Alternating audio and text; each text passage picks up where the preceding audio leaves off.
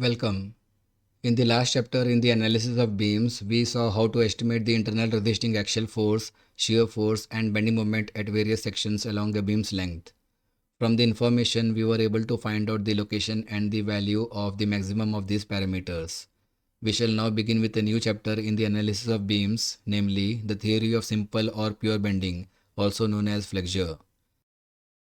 In the next few lectures, we shall carry on the information of the maximum bending moment obtained in the last chapter and understand how to use it to find out the maximum induced bending stress for the given beam cross-section dimensions and to check if it is below the permissible bending stress limits of the beam material, which we call specifically as analysis.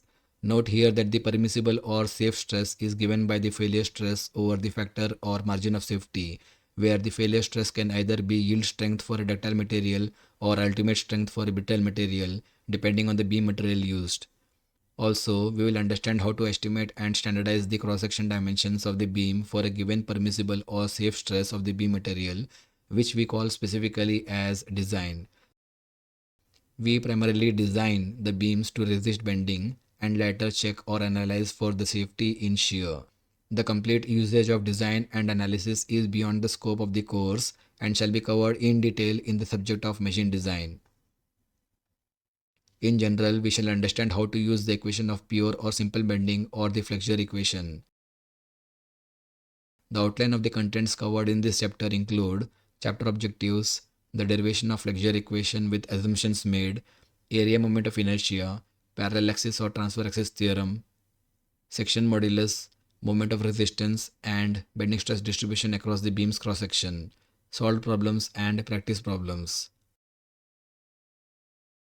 The objectives of the chapter include using the flexure formula to find the maximum induced bending stress at a section, or to design beam cross-section dimensions from the given safe or working stress, finding out the distribution of bending stress across the cross-section, understand the significance of area moment of inertia or the section modulus of a beam's cross-section, and lastly, finding bending stresses in flexed or composite beams.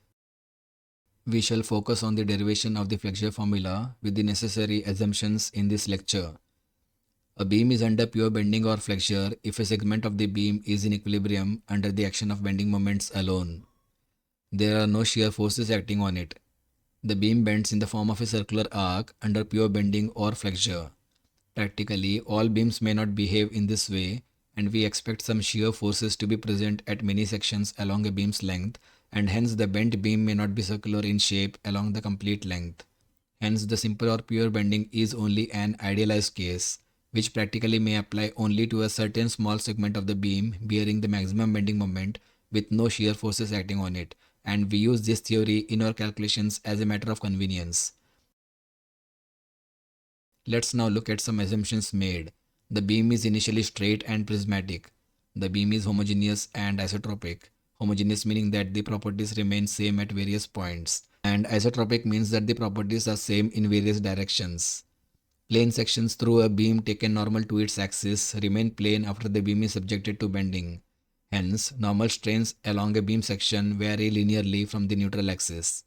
Poisson effect of transverse contraction and expansion is neglected.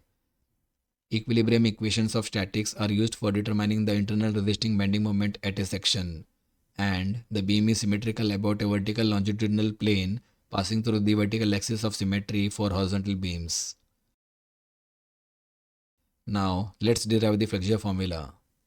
For an element defined by an infinitesimal angle del theta, the fiber length is given as del x equals r times del theta. Therefore, del theta over del x equals 1 over r, which is also called as the curvature of the axis. Let's call this equation as 1. In pure bending of beams, the radius of curvature r is constant because bending is in the form of a circular arc. Difference between fiber lengths at different layers, centroidal and arbitrary, that is, del u equals r plus y times del theta minus r times del theta, and this equals y times del theta. Let's call this as equation number 2. Dividing throughout by del x, we get del u over del x equals y times del theta over del x.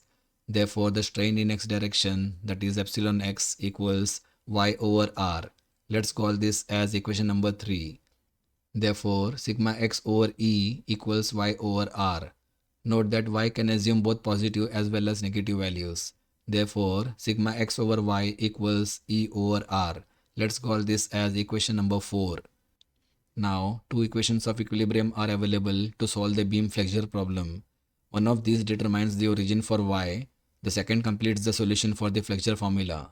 Using the first of these equations, requiring that in pure bending, the sum of all forces at a section along the axial direction must vanish because there are no forces in pure bending. One has summation of forces in x direction equals 0, that is area integral of sigma x times dA equals 0. Let's call this as equation number 5. Using equations 4 and 5, we get area integral of E over R times y times dA equals 0. Therefore, E over R times area integral of y times dA equals 0. By definition, this integral, that is area integral of y times dA equals y bar times A, where y bar is the distance from origin to the centroid of an area A. Because here the integral equals 0 and area A is not equal to 0, hence y bar must be set equal to 0. Therefore, according to equations 3 and 4, this means that along the x-axis so chosen, both the normal strain, that is epsilon x, and the normal stress, that is sigma x, are 0. In bending theory, this axis is referred to as the neutral axis of a beam.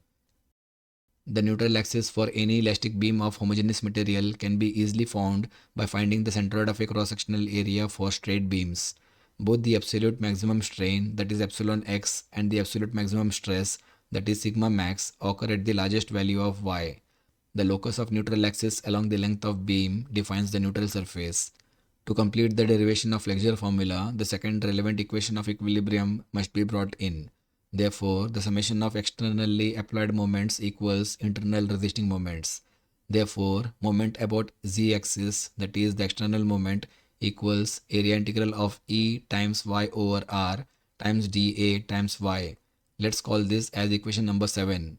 Here, E times y over R denotes the stress, dA denotes the differential area, and stress times differential area denotes the differential force, and y is the arm of the differential force. Hence, differential force times arm gives us the differential internal moment. Hence, the external moment, that is m about z-axis, equals E over R times area integral of y square dA. Let's call this as equation number 8. Therefore, moment about z-axis equals E over R times I, where I is represented as area integral of y square dA, which is also called as the area moment of inertia, or defined by second moment of area about the neutral axis. Summing up together, we get m over I equals E over R equals sigma b over y, and this is the Flexure formula.